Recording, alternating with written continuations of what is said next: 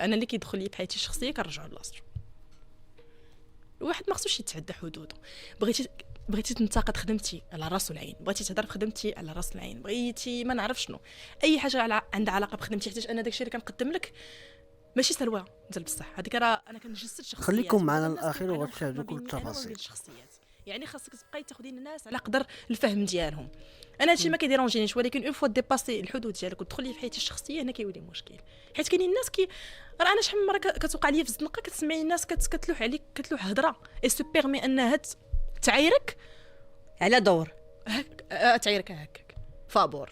انا ماشي انا ما نكتبش عليك، ما كنسكتش، انا كنوقف. واخا انت معروفه ما جو مون فو معروفه، ما كيعطيكش الحق حيت غتبقاي تسكتي غادي يركبوا فوقك. مي ماشي كنوقف باش نعايروا، لا انا ما غاديش نهبط داك المستوى حتى انا ما طبيتش بحال هكاك. كنوقف وكنحشموا تنقولوا عاود شنو قلتي لي، علاش قلتي هكا. كتلقاي هو كيحشم لا اختي سلوى ماشي هكاك.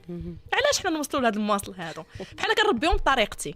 زعما الواحد اللي كيتجاوز معايا الحدود كنخليه هو يحشم من راسه بلا ما انا نكون فظه.